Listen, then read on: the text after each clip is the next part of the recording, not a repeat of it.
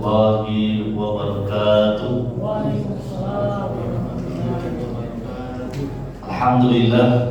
Alhamdulillahirabbil alamin. Wassalatu wassalamu ala sayyidil mursalin sayyidina Muhammadin wa ala alihi wa sahbihi ajma'in.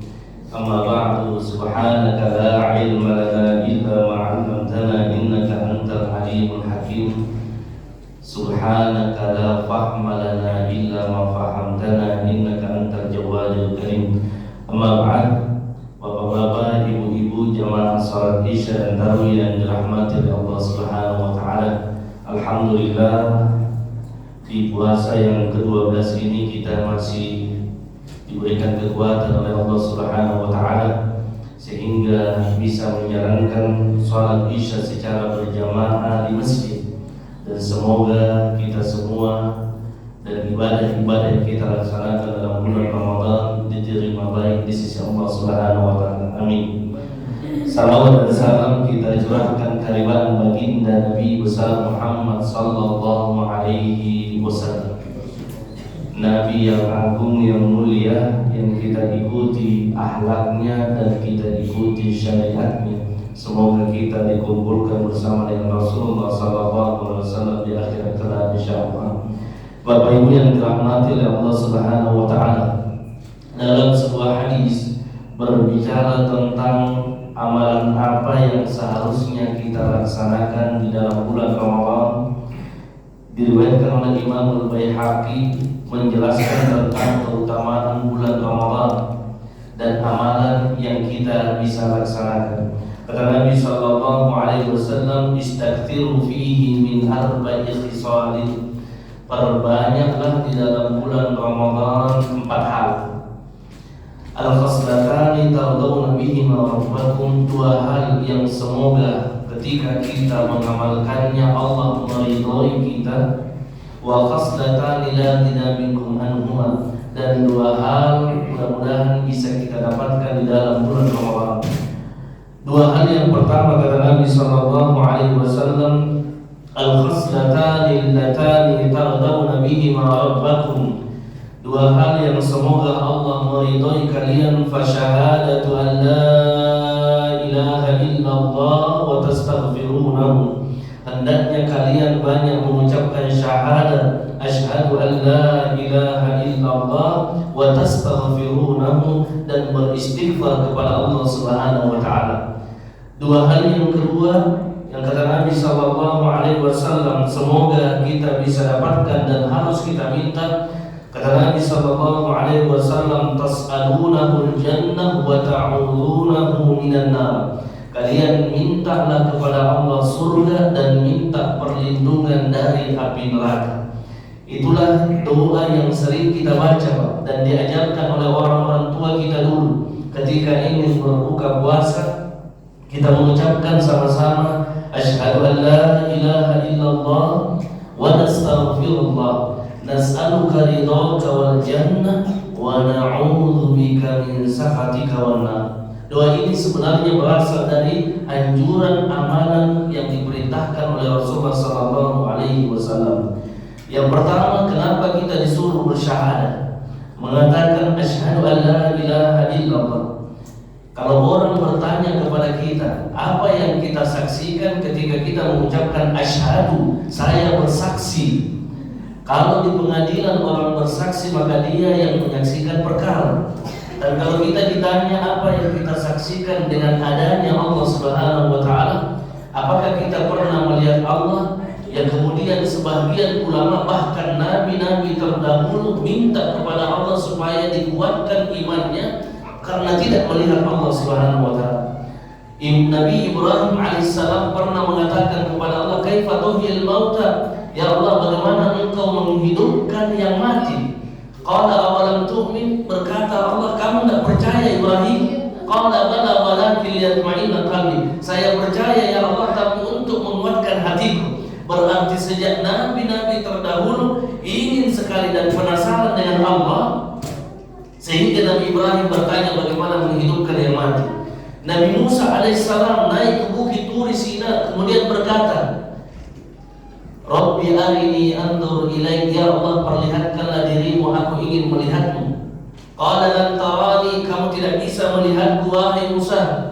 Tapi kalau kamu ingin melihatku, fa in istaqarra makanahu fa sawfa tarani.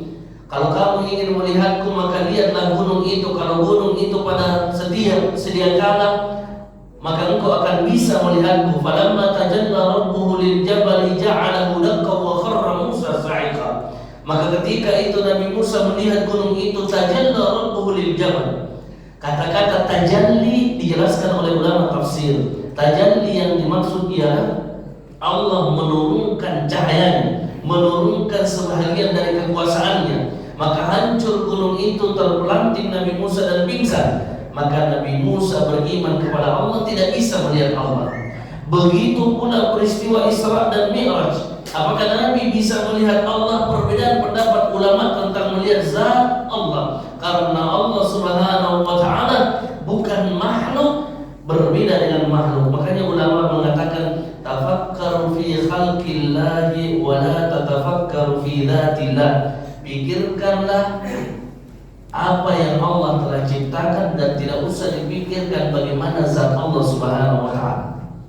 Seorang pemuda belajar di Amerika, pulang ke Indonesia, dia berkumpul dengan orang-orang ateis. Sampai di rumahnya bertanya kepada bapaknya, "Bapak, saya mau keluar dari Islam. Kenapa?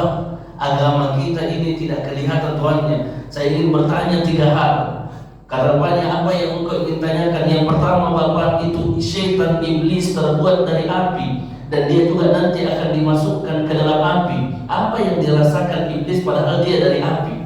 Yang kedua, kata pemuda ini, "Wahai Bapak, adakah sesuatu yang ada sementara dia tidak ada? Dia tidak terlihat, tidak ada dia sementara kita sembah-sembah." Yang ketiga, Bapak, kenapa orang Islam itu ketika sudah disebutkan kata takdir tidak ada lagi pertanyaan setelahnya? Bapaknya karena bukan ustaz, maka tidak mampu untuk menjawab. Bapaknya mengatakan, "Kalau begitu nanti saya tanyakan ke ustaz." Ustaz diundang untuk datang ke rumahnya pemuda ini yang baru saja pulang dari belajar di Amerika. Berkatalah pemuda ini, "Pak Ustaz, saya ingin bertanya 3 hal. Dan kalau tidak bisa dijawab pertanyaan saya akan keluar dari Islam. Tapi ketika saya bertanya, Pak Ustaz jangan marah." Kata Ustaz, "Ya silakan, apa yang ingin tanyakan?" "Yang pertama Ustaz, iblis terbuat dari minan nar, dari api, dan dimasukkan ke dalam api. Apa yang dirasakan oleh iblis sementara sama-sama dari api? Yang kedua, wahai Bapakku, adakah sesuatu yang ada sementara? Dan yang ketiga, mengapa agama kita ketika sudah disebutkan kata takdir tidak ada lagi pertanyaan selanjutnya?" Maka Pak Ustadz itu berdiri dan menampar pemuda ini. Ditampar pemuda ini dan mengatakan, "Inilah jawaban dari ketiga pertanyaanmu itu." Kata pemuda ini, "Coba jelaskan Ustaz, kok jawabannya adalah tamparan?" Kata Pak Ustaz, "Wahai pemuda, ini tanganku terbuat dari apa? Ada kulitnya, ada dagingnya, dan ada tulangnya. Itu pipimu terbuat dari apa? Ada kulitnya, ada dagingnya, ada tulangnya, ada. Apa yang kau rasakan ketika saya menampar?" Kata pemuda ini, "Sakit Ustaz." Ketika bertemu yang sama-sama tapi engkau bisa merasakan sakit, berarti begitu pula yang dirasakan oleh iblis. Walaupun dia dari sumber yang sama, tetapi engkau merasakan sendiri rasa sakit. Kata Pak Ustaz, "Kamu rasakan sakitnya?" "Iya Ustaz." "Pernah melihat itu sakit?" "Tidak pernah Ustaz." "Tapi bisa dirasakan?" "Bisa." Sesuatu yang kamu rasa saja tidak bisa kamu lihat, apalagi Tuhan yang menciptakan rasa ingin engkau lihat. Padahal sakit itu ada, sementara dia tidak terlihat. Yang ketiga, kata Pak Ustaz, jawaban dari pertanyaanmu, apakah engkau pernah menyangka bahwa hari ini engkau mendapat tamparan dari saya? Kata pemuda ini, "Tidak pernah Ustaz." Itulah yang disebut dengan takdir. Tidak seorang pun mengetahui bagaimana takdirnya, maka dia seharusnya berjalan, mencari, melakukan, berusaha. Maka setelah itu apa yang dia dapatkan, itulah yang disebut dengan takdir. Bapak Ibu yang dirahmati Allah Subhanahu wa ta'ala, mengambil pelajaran dari kisah ini, iman itu naik dan turun. Kita tidak melihat Allah Subhanahu wa ta'ala, tapi kita beriman. Berimannya karena apa? Karena rasa. Ulama mengatakan iman itu terbagi menjadi 3 bagian. Ada imannya anak-anak, ada imannya dewasa, ada imannya orang tua. Kalau anak-anak itu hanya menyebutkan Allah Maha mendengar, Allah Maha melihat, Allah Maha mengetahui. Dan kalau dia sudah naik dewasa, maka harus tinggi lagi pemahaman imannya. Apa itu? Allah selalu melihat saya. Muraqabatullah. Dia merasa bahwa selalu dilihat oleh Allah Subhanahu wa taala. Tapi ketika sudah naik kepada tahap orang tua yang lebih tua lagi, maka dia akan mengatakan, semua yang saya miliki bukan milik saya, semuanya hanyalah milik Allah. Saya hanyalah titipan saja. Ini iman yang kita miliki. Bapak Ibu yang dirahmati oleh Allah Subhanahu wa taala, mengapa Allah tidak bisa dilihat? Nah, itu pertanyaannya. Karena Allah itu akbar. Makanya ketika kita bertakbir mengucapkan Allahu Akbar, muncul pertanyaan, ketika kita mengucapkan Allahu Akbar, apa yang kita pikirkan? Apakah yang kita pikir dunia kita? Rupanya dijelaskan di dalam hadis Nabi SAW. Perumpamaan bumi yang kita timpati ini, Pak, dengan langit pertama dalam hadis yang sahih, itu seperti cincin yang diletakkan di atas padang pasir. Saking luasnya itu langit yang pertama. Dalam hadis yang sahih kemudian mengatakan lagi, itu langit yang kedua. Perumpamaannya kalau dibandingkan langit pertama dengan bumi, seperti cincin yang diletakkan di padang pasir, luasnya itu langit yang kedua. Sampai langit ketujuh, Nabi memberikan perumpamaan, Pak, bagaimana bentuknya bumi, langit sampai langit ke-6. Kalau digabung ini semuanya, maka seperti cincin yang diletakkan di padang pasir, itu luasnya langit ketujuh. Tidak mungkin Nabi berbicara mengatakan seperti cincin kalau Nabi tidak pernah keluar dari alam ini.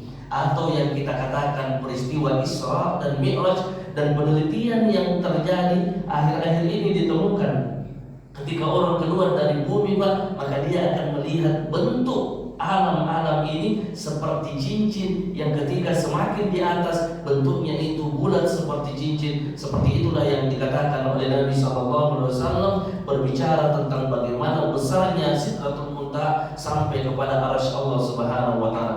Bumi yang kecil ingin menampung Allahu Akbar mustahil, maka Allah tidak mungkin bisa dilihat. Dan kita beriman, itulah yang disebut dengan iman. Iman itu tidak harus bisa dilihat, tetapi bisa kita merasakan dengan percaya dengan apa yang Allah ciptakan di muka bumi ini. Terima kasih banyak atas segala perhatiannya. Mohon maaf bila mana ada kekurangan. Allahumma fi bila kami tarik. Assalamualaikum warahmatullahi wabarakatuh.